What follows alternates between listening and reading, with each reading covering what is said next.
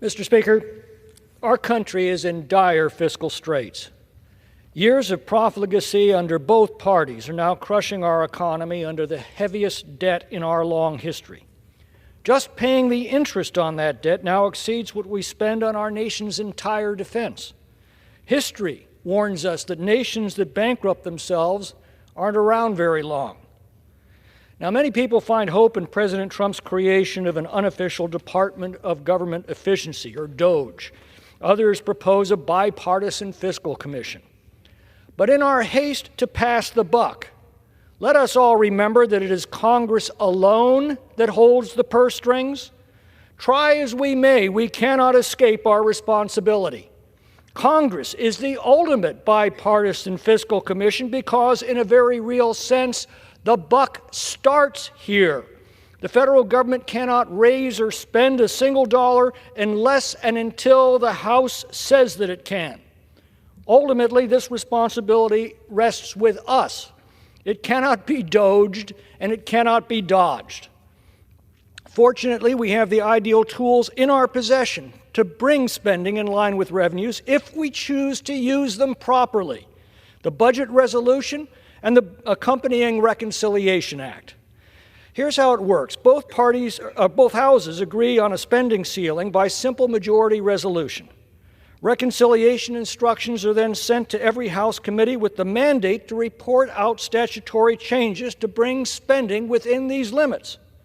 If they fail to act, the House Budget Committee acts in their place, and a single comprehensive bill goes to the floor for an up or down vote. The bill gets expedited consideration in the Senate, and when signed by the President, all the laws necessary to balance the budget are enacted together. There is one catch. It can only be used to enact the fiscal reforms necessary to implement the budget. It cannot be used for general policy making beyond these fiscal confines. Now, the last time this process was used as it was designed and intended was during the Republican majority led by Speaker Newt Gingrich in 1995. The result was 4 balanced budgets in a row that produced one of the greatest waves of prosperity our nation has ever seen. Tragically, in 2017, the Republican majority under Paul Ryan utterly squandered this authority.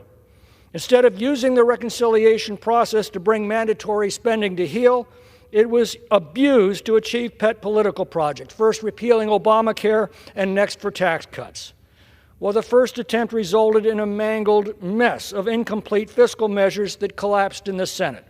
The next budget year, the object was tax reform, but since it had to fall within the narrow fiscal parameters of reconciliation, most of the tax cuts could only be temporary and will soon expire.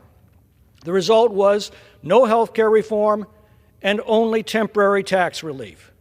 The opportunity cost was to squander our last chance to prevent the fiscal debacle that our country now faces. Now, last month, the American people gave Republicans a rare second chance to save our country from insolvency.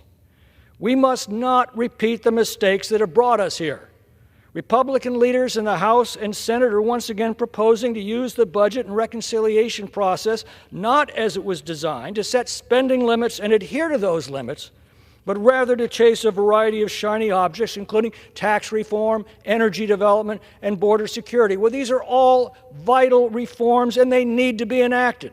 Indeed, some aspects of them can be realized as a byproduct of the reconciliation process, but that process cannot produce comprehensive policy reform. It can produce comprehensive fiscal reform at a moment when our nation faces its greatest fiscal threat in its history. I appeal to the Speaker to follow the success of the Gingrich majority. If we repeat the mistakes of the past, we will lose the future. We are on the threshold of a sovereign debt crisis, the likes of which this nation has never seen and that few nations have ever survived. Let us not throw away this, the last fleeting chance to avert fiscal disaster. The American people didn't save our country last month. They gave us the tools and the trust to save our country.